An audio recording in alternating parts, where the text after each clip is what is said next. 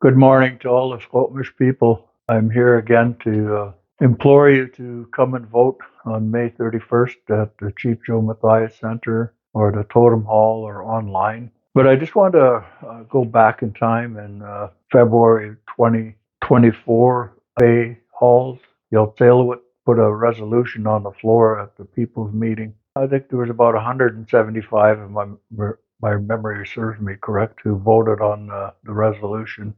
There was only 5 who voted against, and I think there was 2 or 3 who abstained from voting on it. So the majority of the people supported the resolution to have a referendum on the electoral and referendum law. I, for one, who had worked on those kind of things before, read it and I couldn't make heads nor tails of it. 147 pages of legalese.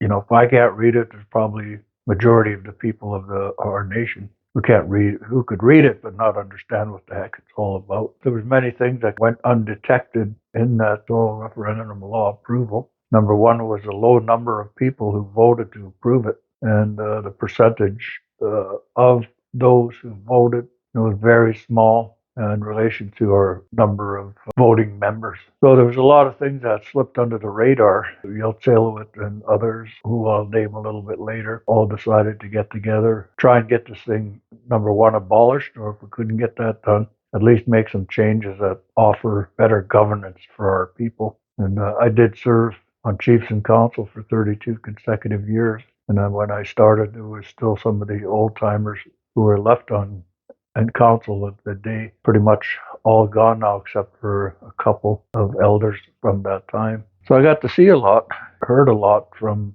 the old timers of our council and our nation. May 31st, get out and vote, exercise your vote. It is your responsibility to make changes. All we're doing is trying to facilitate the membership's opportunity to get in and make the change that they think is right. If you don't agree with what we're saying, it is what it is. If you agree with the things that we've pushed forward, and many of them are in relation to the questions that will be coming forward as part of the referendum. After that resolution was approved, there was 226 members who responded to a survey, which is very low. Over a couple of thousand members who have a voting right. 20% of the respondents live in the Squamish Valley.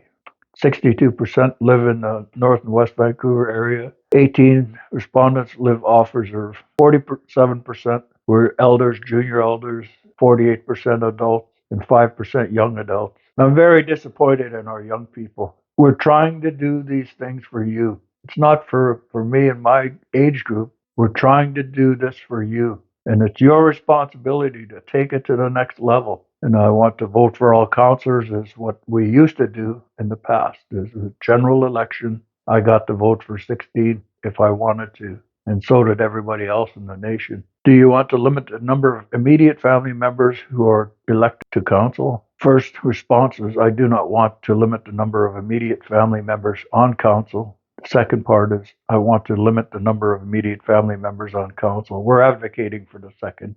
Limit the number of family members who can be on council. And 3B to that question was, if the members of immediate family members are limited on council, how many immediate family members should be permitted on council? The first one is one individual, and the second checkbox is, I want no more than 2 individuals of immediate family members to be on council. I guess it's up to the individuals on this number of issues that go with both of those responses. I'd say 2 at a maximum, my own opinion. I don't expect anybody to say, yeah, you're right. You got to make up your own mind. If the number of immediate family members are limited on council, which definition of immediate family do you want to reply? I want immediate family members to be defined as mother or father, spouse, brother, sister, son, daughter, niece, nephew, grandparent, or grandchild.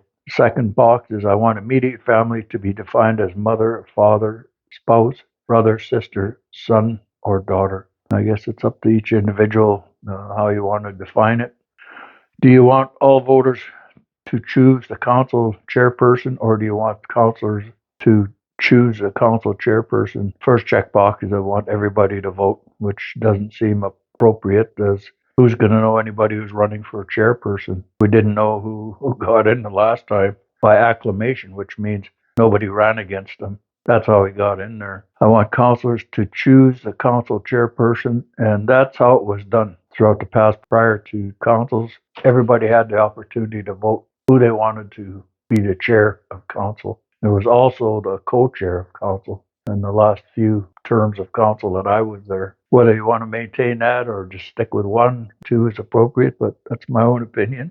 Do you want to keep the 2-minute speaking limit at the People's Assembly, or do you want to a 5-minute speaking limit? For the life of me, I don't know why this question is in here other than the people raised it at all the meetings. People want to talk more than 2 or 5 minutes. My final point is, come the next election, if you need 90 people to support you before you get on the ballot, and you have to pay $250, I believe it is, we best be thinking about who we want to run on council. There's 16. That's going to be a lot of people running. I can remember we darn near hit 100 candidates in a couple of elections for our nation's chiefs and council. I only hope that the best step forward. The people who run our Stomach are people's best interest at heart, not their platform, not their platforms or anything else. There should be no glory sought, no glory given when you're in that position.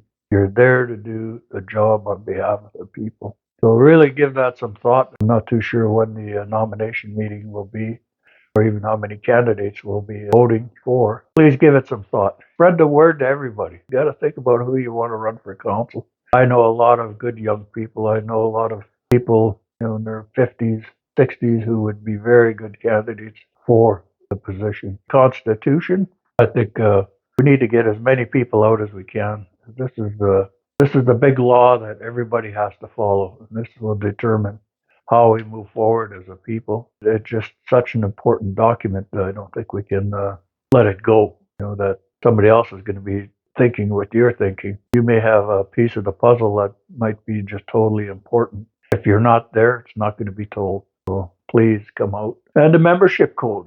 There's so many of our people or descendants who are not getting membership into the Squamish Nation. Find out if you got Squamish blood, you should be Squamish. If you can prove it, you should be Squamish. That's how the Maori in New Zealand, that's how they determine their membership. If you can prove via your lineage that you have the blood, then you should be part of that nation. But we need to get out and talk about it as a people. I know they've down tools on it for now because of the referendum and also the constitutional work that is taking place.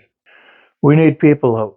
And I'm so disappointed in all of our highly educated people who we spent millions of dollars putting through school not showing up. Where are you? Why aren't you here? As an elder, I implore you to come out. It's quid pro quo time. Thank you all, and I hope that you show up on the end of the month to cast your ballot. Appreciate your time for those of you who may watch this. So thank you very much. Have a great day, great week. Thank you, Leilani, who's done all of the videoing for us in this YouTube channel. Kay Halls for her leadership, Chief Bill Williams, Linda Calla. In the beginning, there was Dennis and Lorna Joseph, and others who came and left. Bertha Joseph, who has been providing us with her legal expertise in this work. She's a godsend for our group. I wish there would have been more chiefs involved. I guess they're doing other things. I don't know.